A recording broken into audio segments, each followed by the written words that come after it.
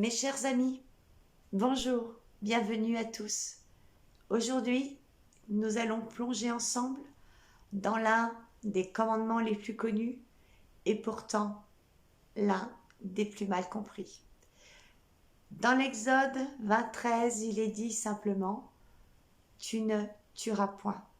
4 mots, simples, presque trop simples. On les connaît par cœur. On les a entendus des dizaines de fois, au caté, à l'église, bref, dans des films, ou même en échangeant avec d'autres personnes. Mais en réalité, que signifie-t-il? Et surtout, que voulait-il dire à l'origine avant d'être enfermé dans une règle rigide et extérieure? Souvent, on pense que ce commandement parle uniquement de l'interdiction de tuer physiquement. Mais aujourd'hui, nous allons découvrir qu'il est bien plus vaste. Il touche chaque geste, chaque parole, chaque pensée, tout ce qui peut nourrir la vie ou, au contraire, l'étouffer. Et je veux quand même préciser une chose importante avant d'aller plus loin. Je ne parle pas ici depuis une tour d'ivoire ou un idéal inaccessible, parce que moi aussi, j'ai trempé mon pain dans la soupe, j'ai mangé de la viande, j'ai moi aussi critiqué, blessé avec des mots. Moi aussi, j'ai eu mes colères, mes parts d'ombre. Je ne suis pas née sage ou pure. Je suis passée par ce chemin. Et c'est justement pour ça que je sais qu'on peut tout changer dans sa vie sans tout bouleverser d'un coup, sans se culpabiliser ou en culpabilisant les autres, mais simplement en choisissant pas à pas la conscience et la vie. Lorsqu'on parle de vie, justement, la plupart des gens pensent uniquement à la vie humaine. Parfois, on élargit ce regard aux animaux ou encore, pour certains, au règne végétal. Mais au fond, combien parmi nous ressentent vraiment que la vie est partout? Pas seulement dans ce qui bouge ou respire, mais aussi dans ce qui semble immobile, silencieux, invisible. Parce que dans les traditions anciennes, la terre n'était pas vue comme une simple ressource. Elle était reconnue comme un organisme vivant, habité par des forces conscientes. Ces forces, nos ancêtres les appelaient les élémentaux. On retrouve donc la terre qui a les gnomes, les dryades, les esprits des forêts et des pierres. Il y a l'eau aussi, les ondines, les nymphes, les esprits des rivières et des océans. Je ne suis pas en train de vous parler de contes là. Vous avez aussi l'air, les sphiles, les souffles subtils là, les courants invisibles. Et dans le feu, on retrouve les salamandres, les flammes intelligentes et créatrices. Et vous avez aussi l'éther, ce fil invisible qui unifie tout à notre conscience. Ces présences donc ne sont pas inférieures à nous, bien au contraire. Elles sont nos alliés, nos partenaires dans la grande symphonie du vivant. Lorsque nous détruisons la nature, nous ne faisons pas qu'abîmer de la matière, hein, nous touchons une conscience vivante. Et lorsque nous la blessons, c'est une partie de nous-mêmes que nous blessons aussi. Nous sommes faits de ces mêmes éléments. Nos os, notre souffle, notre chaleur, notre sang, ce qui est dehors est aussi à l'intérieur de nous. Blesser la terre, c'est se blesser soi-même. Honorer la terre, c'est s'honorer, c'est se guérir soi-même.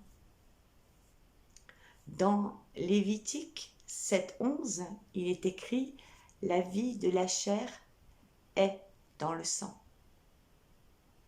Ce verset nous révèle une vérité profonde. Le sang n'est pas seulement un fluide biologique, il est la mémoire vivante d'un être. Il contient ses émotions, ses peurs, sa joie, son histoire. Parce que quand nous consommons la chair d'un animal, il faut quand même bien ancrer que nous allons intégrer tout ce qu'il a vécu, c'est-à-dire la peur de sa capture, la souffrance de son enfermement, la panique de sa mort, vous vous rendez compte? Tout ça, c'est imprimé dans sa chair et nous l'ingérons. Donc ça s'imprime également dans nos cellules. Manger la mort, ce n'est pas juste manger de la matière physique. C'est remplir notre corps d'un message de faim. Faim, F-I-N, hein. Alors que nous pourrions l'élever avec une vibration de vie. Moi, j'appelle ça « je me nourris avec du vivant ».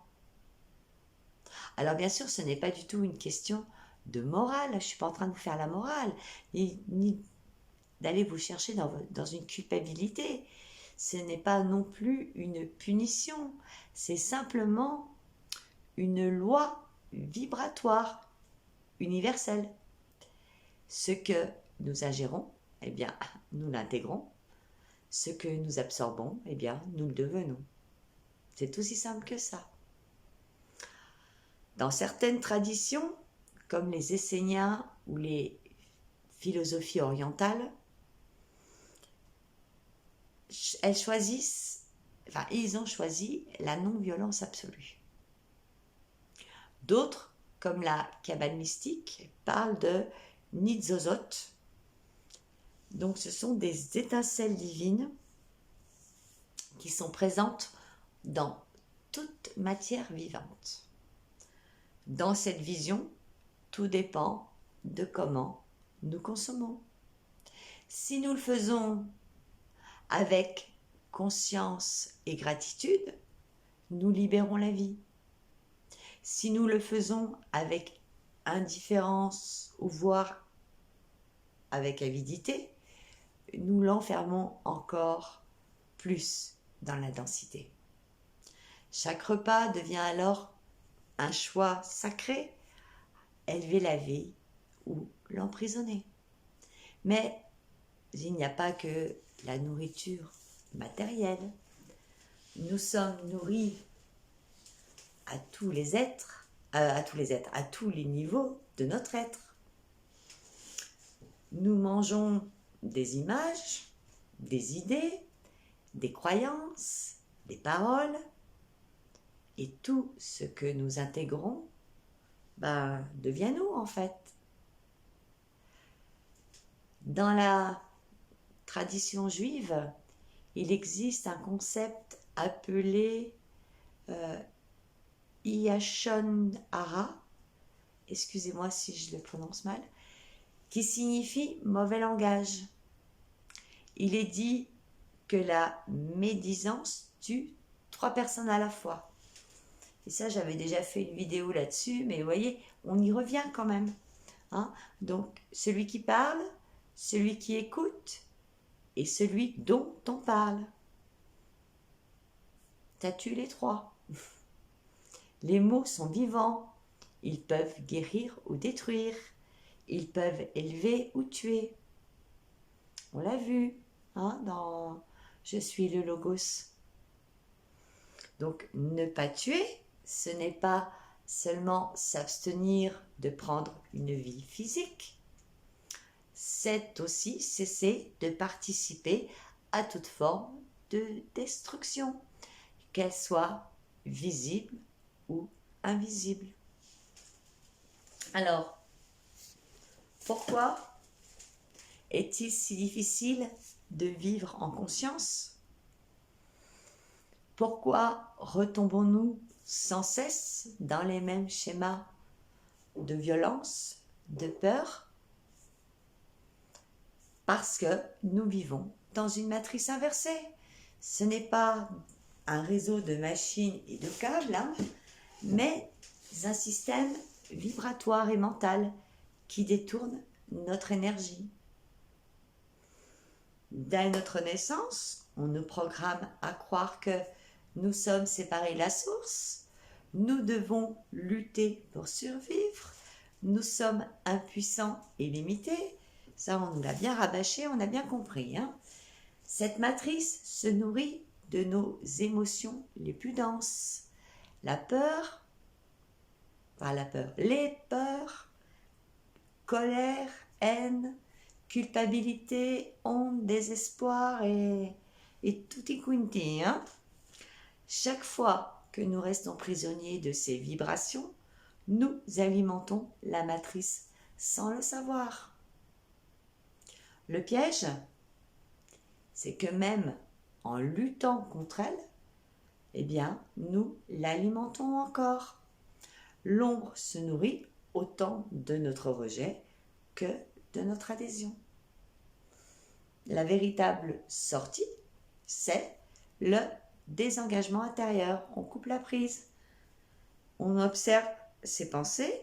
On arrête de s'identifier à ses propres pensées. On refuse de nourrir la peur et la division. Et on choisit la vie encore et encore. C'est aussi simple que ça. Et la clé ultime, parce que c'est quand l'être originel en nous est pleinement reconnu, d'accord, mais quelque chose change profondément. Et c'est à ce moment-là, en fait, que tout se passe, parce que c'est que la destruction devient impossible.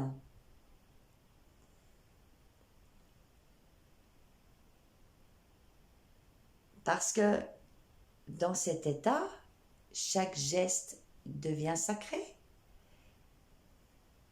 Chaque choix est fait en conscience.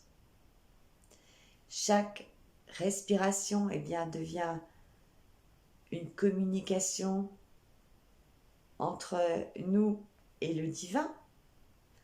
Chaque repas devient bénédiction. Mais tout se fait naturellement dans la fluidité. Il n'y a plus de lutte entre la peur et l'amour. Il n'y a que l'évidence de la vie vécue en conscience. Alors, qu'est-ce que cela implique en nous et dans notre vie? Eh bien, chaque mot, chaque pensée, chaque fois que nous mangeons, eh bien, ça devient un choix fait en conscience, soit de nourrir la vie ou de nourrir la mort. Ce que ça change dans notre posture d'âme incarnée, c'est nous ne sommes plus des victimes impuissantes, mais des gardiens du vivant à l'intérieur comme à l'extérieur. Alors, quelle est la vibration originelle? Toute vie est une extension du divin.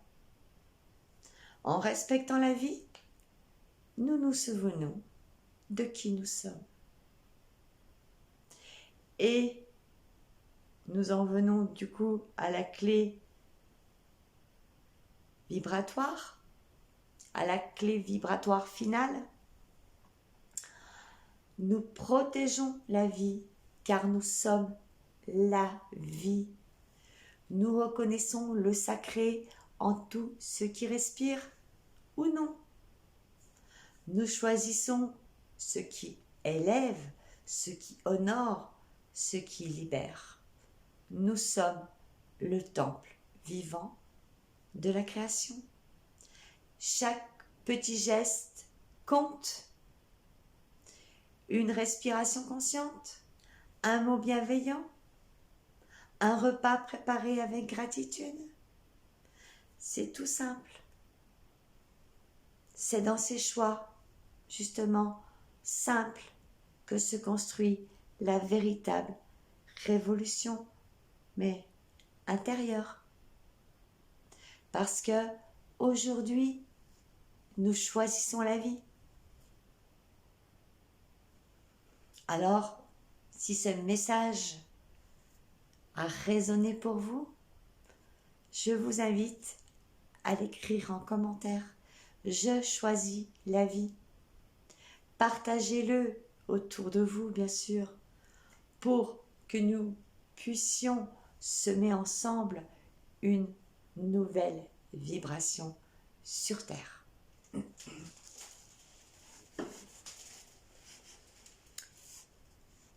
Merci, merci mes amis. Merci infiniment pour votre engagement, pour votre présence ici. Ça me touche énormément. Merci, merci. On se retrouve demain matin pour le soin que j'ai nommé, tout simplement, le soin de la vie originelle, parce que c'est ce que nous sommes tous cela, quel que soit le règne qui est en lien. Tous les règnes sont la vie, et la vie avec un grand V. Je vous embrasse. Merci, merci.